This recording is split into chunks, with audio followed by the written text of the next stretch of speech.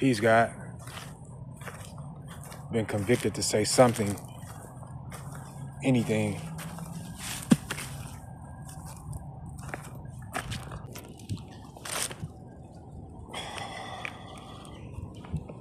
So,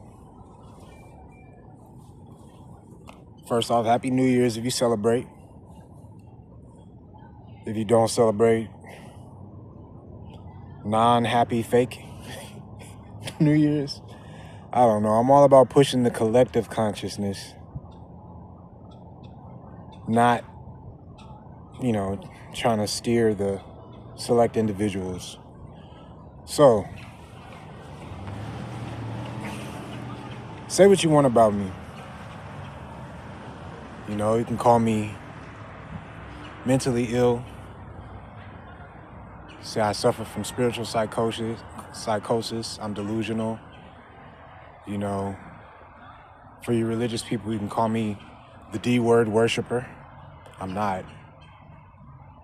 Quite the opposite, literally. But it's neither here nor there for this message. One thing I will set the record straight on is I have a heart and an infinity for children and the innocent, as well as those with disabilities or those who suffer in society. I have a huge heart for them. But focusing on the children, right now I'm frightened for the future that we're preparing for them.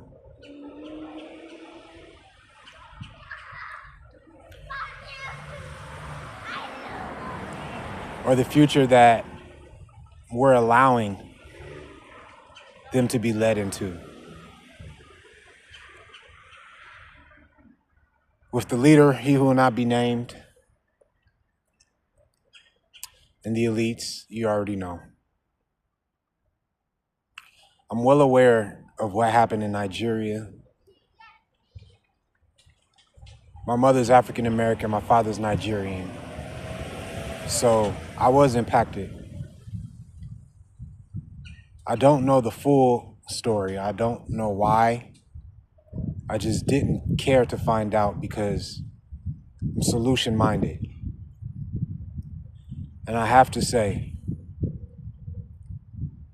where are our men with hearts? Why are we afraid to come together? Why are we I won't say it's fear. Why are we incapable of standing together at such a time as this? When you realize yes, America bombed Nigeria as well as other nations. But we, the people, pushed the button.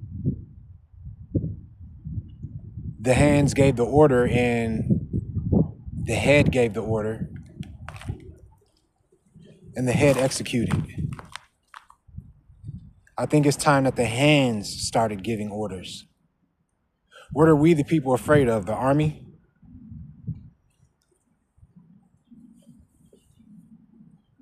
We are the army, though. If we, the people, we, the army, we, the police force, realize this, that we are the ones that we're protecting, and we're the loaded gun that's aimed at our own head. We realize this, then we'll see just how powerless and small Pennywise is. How powerless and small our bully is.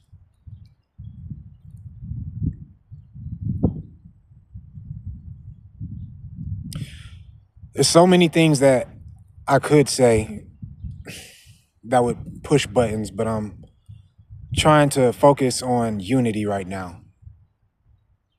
Because that's the real power play. That's the real power move. Unity for all races. So yes, even when it pertains to our history and what the Caucasian race has done to the African American race, right? And the pain that is still there. I'm one who believes everything happens for a reason, even the bad. So, as the power shifts back into our hands, what are we going to be a reflection of? The future, which can be love, unity, acceptance for all, the human race, growing as one entity to the next level?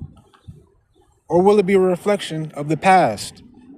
And instead of jealousy, because that's why they did it, but this time out of hatred and rage, and instead of it being envy, it'll be revenge. That would be the motivation, but it's still low vibrational energy. So instead of that, in us reflecting the past, the cycle just repeats.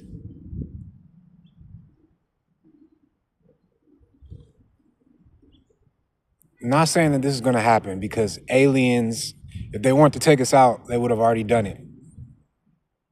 If an alien race were to come here and totally annihilate the human race,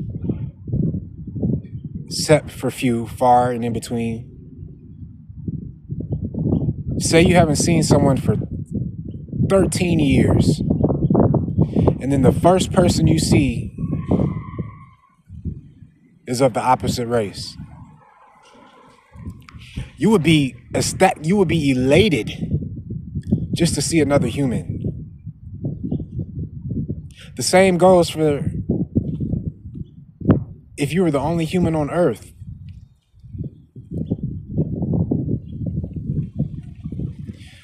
You would be a zillionaire, because all the money in the world would be at your feet.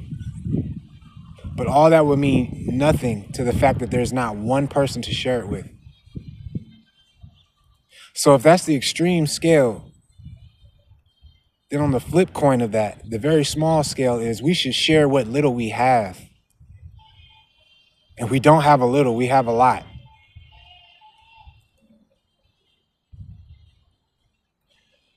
We have to build a future for our children that's going to reflect love. Otherwise, the cycle is going to continue.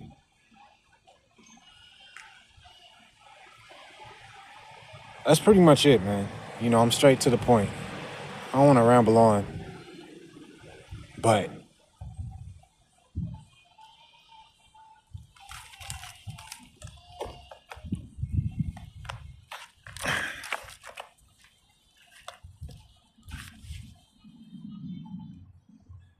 it's time to stop being afraid of the bully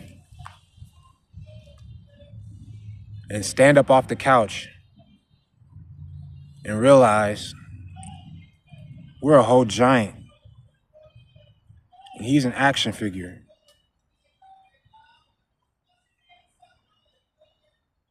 Peace, God.